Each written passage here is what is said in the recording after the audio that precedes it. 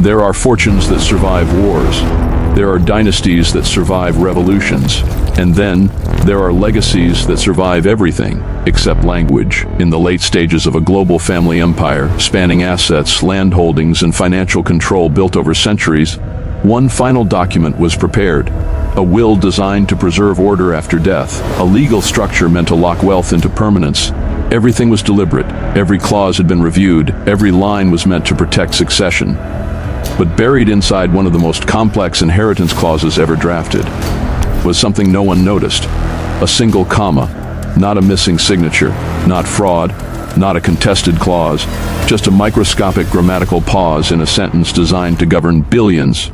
And for years it meant nothing, until the moment it meant everything. Because when the patriarch died, the interpretation of that sentence split reality in two, and the system was forced to choose. At first, no one noticed. Lawyers read the clause one way, executors read it another. And both interpretations were technically defensible. That is where the fracture began, because in law, intent is powerful. But structure is final. The placement of that single comma changed the grouping of beneficiaries, subtly altering who was included and who was excluded from the inheritance structure. One reading preserved the empire intact. The other dissolved it into competing claims. And suddenly, what had been a unified succession plan became two opposing legal realities. Courts were not asked to decide what the patriarch meant. They were asked to decide what the sentence allowed. And that is where the system stopped behaving like a system and started behaving like interpretation. What followed was not a case.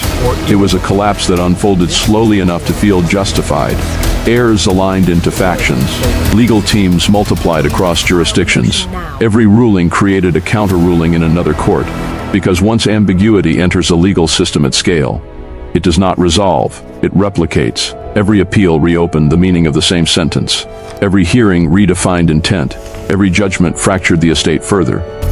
Assets that were once unified began splitting, first legally, then financially, then structurally. Properties were frozen, funds were locked, control structures became unmanageable.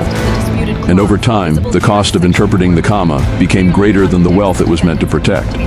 The empire was no longer being inherited, it was being processed, and processing takes time. Time the empire was bleeding with every legal cycle. By the time the courts reached exhaustion, the damage was no longer theoretical. The estate had fragmented into competing legal interpretations so complex that no single authority could unify them. Assets were sold, not for growth, but for resolution. Holdings were liquidated, not for strategy, but for closure. What remained of the empire was slowly converted into settlements, fees, and fragmented distributions, not because anyone destroyed it directly, but because every system involved was doing its job correctly, independently, and incompatibly. That is the real fracture. Systems don't need to fail to collapse something, they only need to interpret the same input differently. And so, a dynasty that survived centuries of external pressure collapsed under internal linguistic disagreement.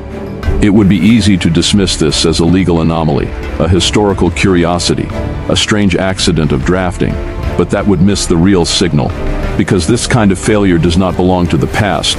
It belongs to any system built on interpretation, law, finance, algorithms, AI, governance, data structures, even automated decision systems, anywhere meaning is parsed instead of felt.